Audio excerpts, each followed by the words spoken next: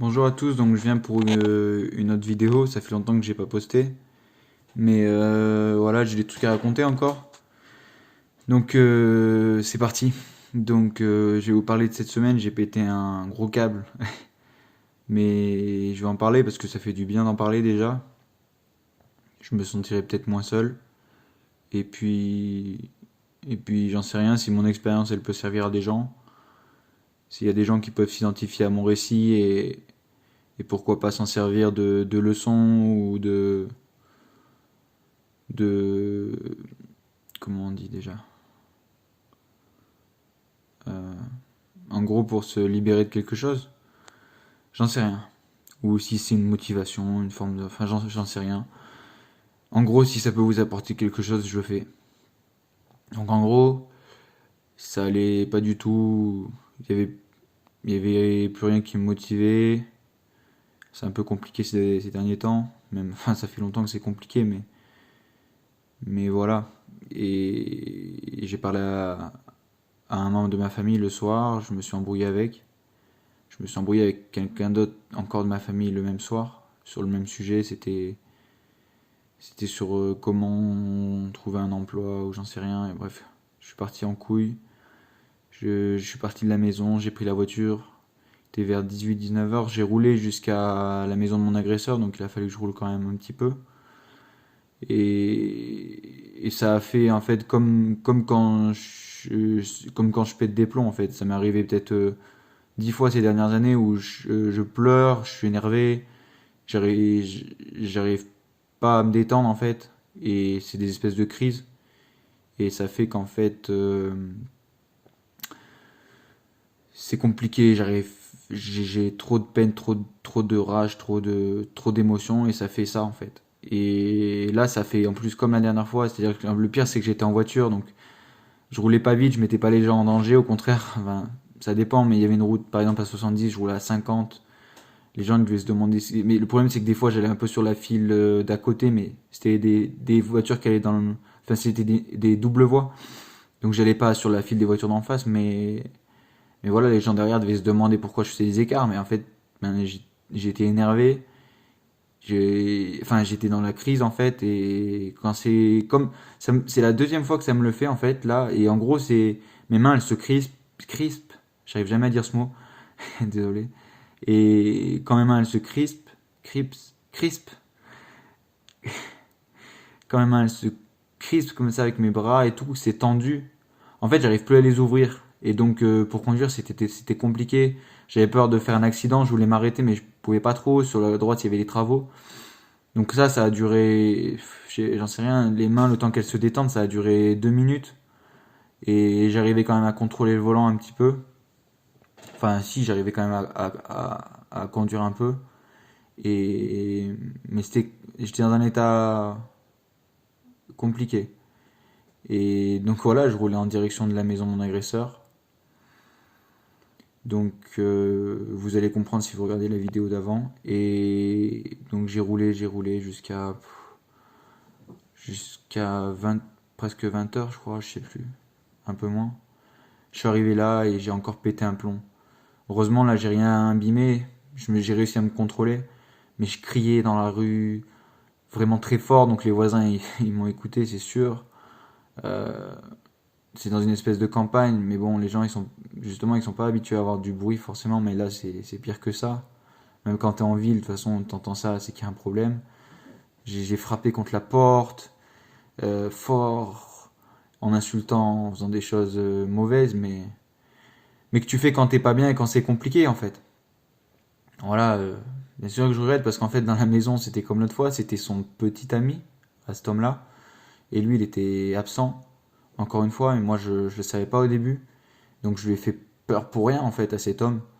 Mais voilà, c'est comme ça que ça s'est déroulé.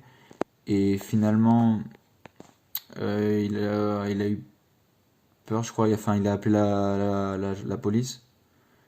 Et après, je lui ai parlé. J'ai essayé de chercher à comprendre. Enfin, parce que lui, je cherchais. Je supposais que, étant son petit ami, je supposais qu'il allait, par exemple, savoir des choses sur ses comportements déviants. Donc est-ce qu'il avait touché des enfants? Est-ce qu'il recevait des enfants chez lui encore? Est-ce qu'il est-ce qu'il était susceptible de faire encore du mal, si vous voulez? Donc je lui ai mis un peu la pression. J'ai dit que je voulais son numéro, que je voulais l'appeler, plein de choses comme ça. Et j'ai essayé de le presser pour qu'il me donne des informations sur s'il avait fait du mal autour, encore. Et après, ben, la police est arrivée. Ils m'ont parlé. Bon là, c'était un petit peu marrant en fait. Je vous explique parce que moi, j'ai jamais eu ce genre de scène.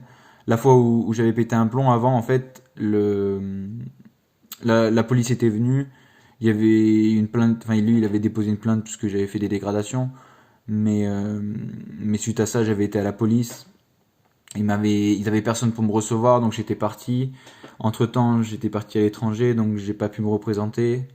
Et là, quand je suis revenu, ben là, je les ai rencontrés directement. Ils ont cherché dans le fichier. Alors, je me souviens plus, c'est un peu vague puisque j'étais dans un état un peu second, mais je crois que la plainte, elle a été retirée. Dieu merci. Et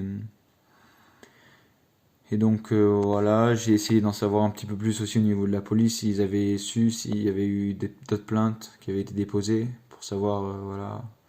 Après, je leur ai parlé, ils ont tout contrôlé, voir s'il y avait rien de problématique. Et puis, la chance que j'ai eue, c'est qu'ils m'ont laissé partir parce que j'en ai parlé à un ami qui fait du droit et il m'a dit que ça aurait pu aller plus loin. Moi, je ne savais pas, mais bon. Sur le moment, tu réfléchis pas à toutes ces choses.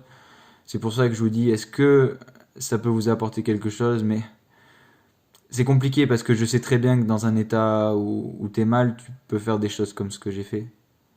Donc, bien sûr que ça peut vous apporter quelque chose, mais est-ce que je vais vous empêcher forcément de faire des choses comme ça? J'en sais rien.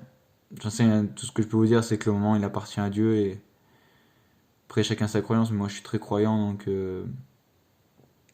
voilà, c'est les choses qui sont arrivées. Dieu merci, j'ai été protégé sur ce coup-là.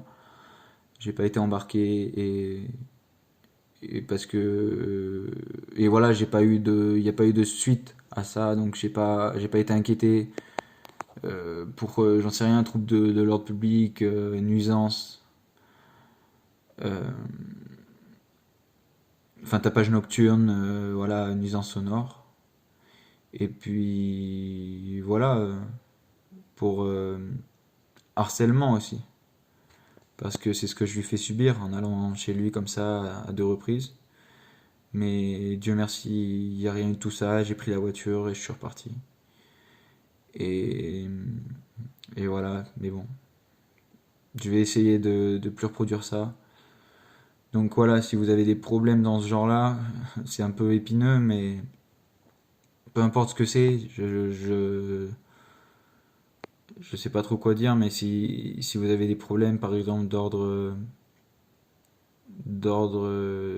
d'injustice, un peu comme ça, évitez de faire des bêtises, même si vous ressentez l'injustice. Euh, la justice, elle peut plus être faite aujourd'hui, à part par vous dans un autre cadre, mais si vous la faites si vous essayez de la faire dans un autre cadre comme moi, vous pouvez que avoir des ennuis. Parce que les poursuites d'avant pourront plus être faites contre la personne. Et vous allez, par contre, vous allez être en tort puisque voilà, il y aura aucune preuve qui va justifier votre agissement en fait. Donc évitez ça. Après, ça dépend des conditions. Personnellement, moi j'avais envie de tuer cette personne.